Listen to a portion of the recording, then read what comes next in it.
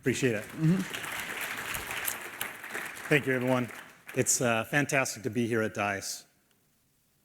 As was said, I'm a game director at Avalanche Software, the creators of Disney Infinity. And I'm here to talk to you today about how the introduction of the Disney Infinity game platform is breaking down barriers or borders within the Walt Disney Company, as well as with our consumers. For those of you who are not familiar with Disney Infinity or the Disney Infinity toy box, Disney Infinity is a game platform that brings together the best characters and stories from the Walt Disney Company into a single game. Players can have a true-to-property playset experience, is what we call it, in worlds of some of the biggest brands from Disney, such as Walt Disney Studios' Pirates of the Caribbean, or Pixar's Monsters University or Toy Story, among many others. Players can also play in the toy box. Here's a quick clip that shows some of the personality of the toy box.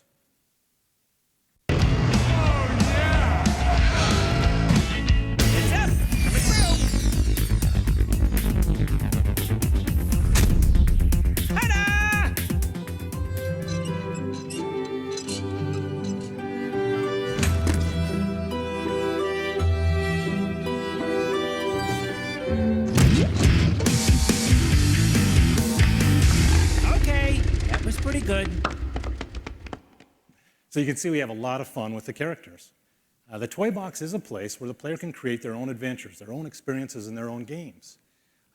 This is where the mashup happens. This is where, as Jack Sparrow, you can ride around in the souped-up Cinderella carriage, or as Mike Wazowski, you can fly around in the Recognizer. So I've spent the better part of the last 8 years either thinking about or working on this part of Disney Infinity, the toy box.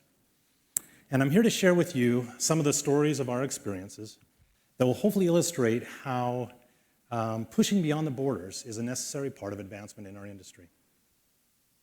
So this concept of an ever-expanding world where multiple franchises exist in one place certainly didn't start at Avalanche Software. I recalled this quote from Walt Disney. And Disneyland is a place where Alice in Wonderland, Jack Sparrow, Lightning McQueen, can all exist in one fantastical world, really where anything is possible.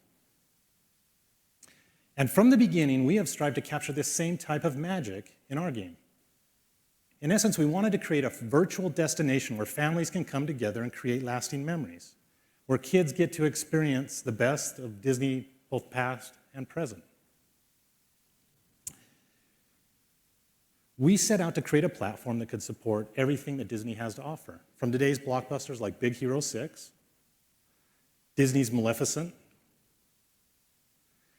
to even more obscure movies like Condor Man, or the Don Knotts classic Gus.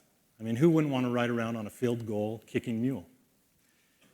So all of this started with Toy Story 3, the video game. We created a mode in that game called the Toy Box.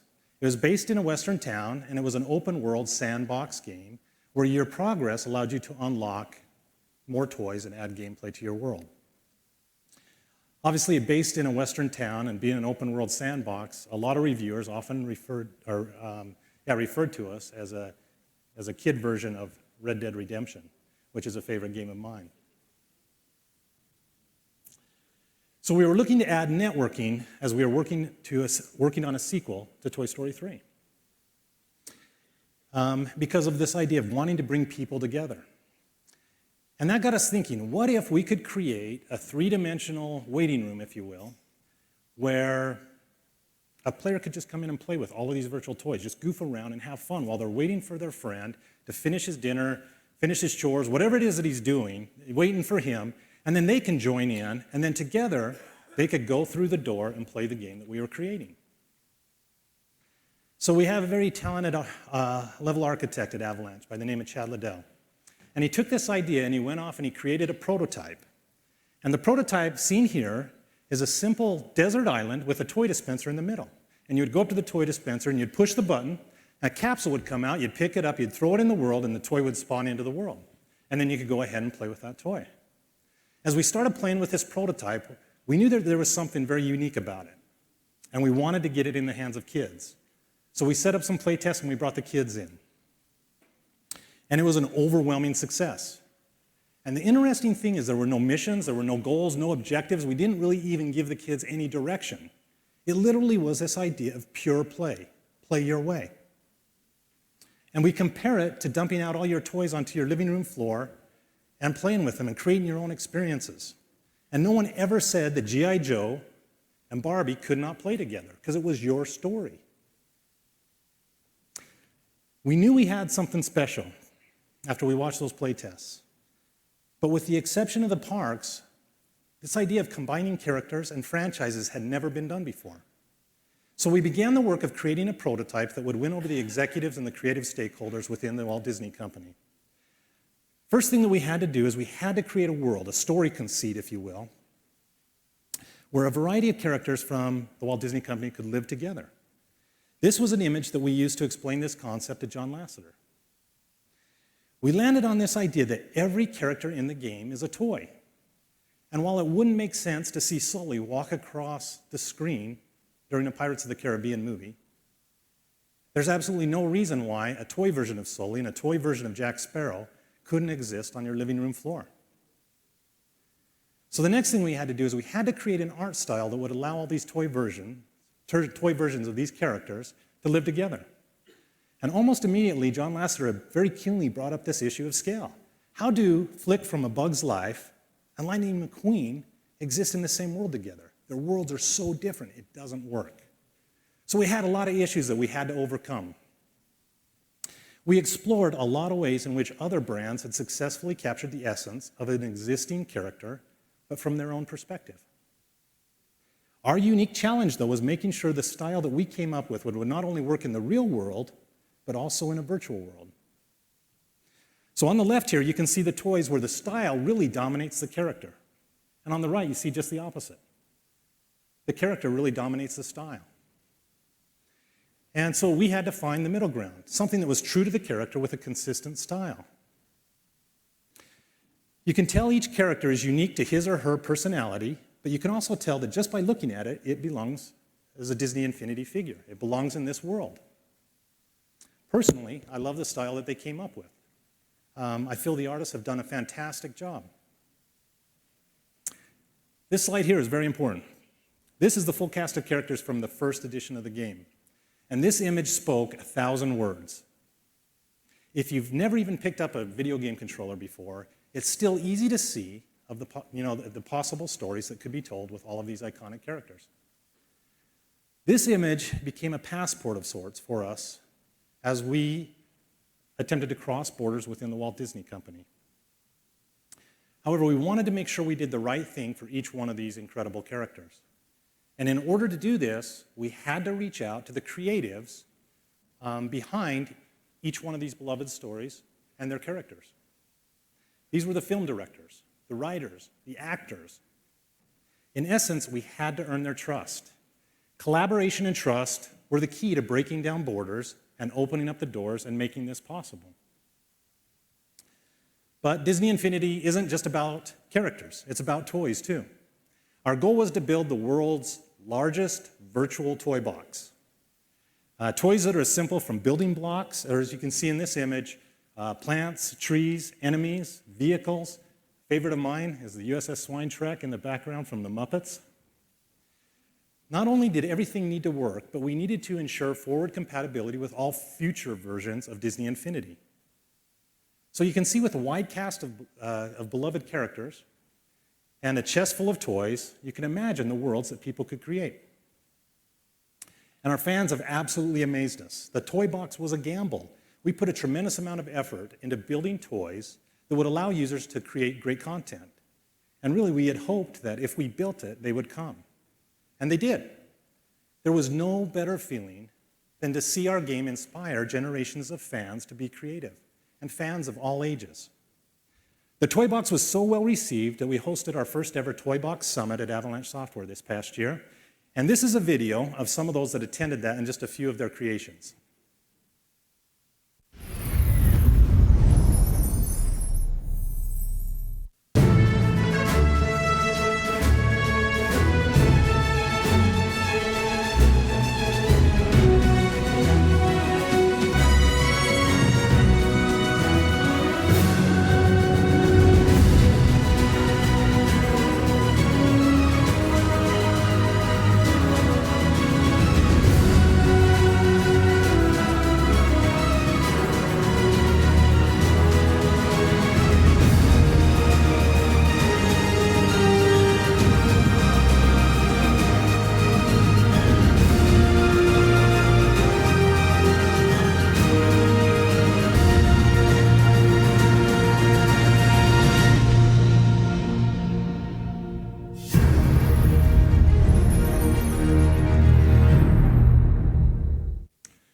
So this got us thinking, if these were the types of creations or toy boxes that people could create really in their spare time, because they all have full-time jobs, what could they do if they had all day to focus on it?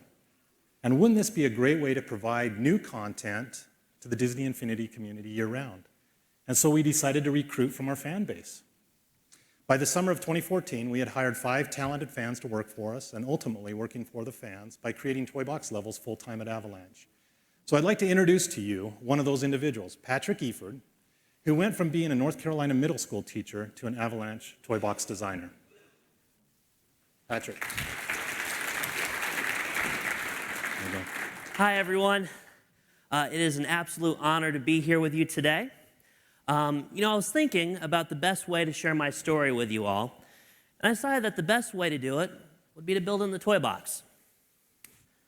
So the question is, how did I get here today, standing in front of all of you on the D.I.C.E stage? And I suppose, to best explain that, we have to rewind a little bit to about this same time last year. Like Bob mentioned, I was a middle school teacher from Charlotte, North Carolina. When I wasn't building toy boxes in my spare time, I was grading papers, making lesson plans, and on top of that, planning a wedding for that upcoming May. And, well, my wife did most of the planning, but I helped a little. If we rewound even further, I could tell you all about a childhood love of video games and, of course, all things Disney. And I believe that if something is timeless, you never really outgrow it. And if you're passionate about something, it's going to find its way into, well, anything you do in life. This is a picture of my classroom. If you know anything about middle schoolers, they are always that calm and angelic, pretty much 24/7. But I love these kids, and I want to share my passions with them as well. So we would, hold on, slides are a little off. Anyways, I wanted to share those passions with them. In my engineering classes, we would talk about the great Disney parks and attractions that the Imagineers would make. In my statistics classes, we would use video games to track stats and solve math problems. And I always had this dream assignment I wanted to give these kids, where they could use some sort of game to create an interactive book report of sorts. And when Disney Infinity came around, it kind of felt like that perfect storm of video games. You had the characters that are beloved by so many, fascinating technology driving it, and the power to create. And for me, that's the biggest rush you can get from a video game, is not only that power of creation, but the ability to share that creation with others. And Disney Infinity had a way to do just that through their weekly challenges. Every Thursday, the company would announce a new challenge on their webcast, Toy Box TV. These challenges would be either based off specific holidays coming up or a different Disney theme, and you'd have about a week to build your level. The winners would not only be featured on that show and on the Disney Infinity website, but they'd also be made available as a Disney-endorsed toy box for anyone to download and play. And I had built a lot of toy boxes from day one since the game launched, but I didn't throw my hat into the ring until the DuckTales challenge hit. And I grew up loving this show, and I think I've had the theme song stuck in my head for, well, ever since it launched. But I threw my hat into the ring, I planned my level, I built the level, and I mustered up the courage to hit the submit button. And it wasn't until about 7 days later that I heard anything. I remember exactly where I was. I had hall duty before school one day, and it's just kind of typical Thursday morning, kind of like this morning. And you're kind of sitting there and you're telling kids not to jump around and shout, and you're kind of wondering where are they getting this energy at 7 in the morning. And I get an email from my buddy, and he tells me that my level's been featured, and then I become the one who's shouting and jumping, and half the 6th grade's kind of staring at me, wondering what just happened. And they could have stared all they wanted, because that feeling right there was probably one of the greatest feelings of accomplishment I had ever felt from a video game before. So I entered a few more challenges, like the arcade challenge, the egg hunt challenge, the April Fool's challenge. About 11 challenges later, it was safe to say I was pretty hooked on this game. And I had a nice balance and cadence to my life. I was grading papers, planning that approaching wedding, building toy boxes, and it wasn't until about 10 days before my wedding that I received a fateful email from Chad Liddell from Disney. It was about a job opportunity 2,000 miles away from my home in Charlotte, North Carolina, all the way to Salt Lake City, Utah. So talk about crossing borders. I crossed a few of them there. But it involved a job working for Disney in which I could engage the community and build toy boxes. And you can't resist that. So I'm proud to say that I now work here with a talented team at Avalanche Software. This is a picture of the 4 other guys I have an honor to work with on a daily basis who were hired about the same time last year. We've had a lot of fun, and I think we make a great team. In short, it's been an amazing journey, and I look forward to making many toy box creations for the years to come. Perfect. Thank you, Patrick. We're looking forward to it too. One of the fun things that I get to do is about every other day, it seems like, at least 2 or 3 times a week, these guys are coming into me and say, hey, you got to come in and check out this new toy box I made. And they're always amazing. They're so creative, and the things that they create is just absolutely amazing. So the toy box, of course, is a place where we want our fans to let their imaginations run wild. But the great thing is this also a place where the team at Avalanche can continue to innovate and create. In addition to creating new themed toy box games, the team at Avalanche is working on a series called Toy Box Tales. These are episodic toy boxes with narratives that players can experience firsthand, and it unfolds over several weeks. It's a new initiative that will be coming soon, and we're excited for people to see it. So in closing, Disney Infinity, we feel, is truly a platform without borders. We've united the beloved characters and brands from across the Walt Disney Company. We've inspired fans from all over the world to create amazing user-generated content, and even welcomed some of those members into our Avalanche family. We've provided families with a place to connect and create new Disney memories.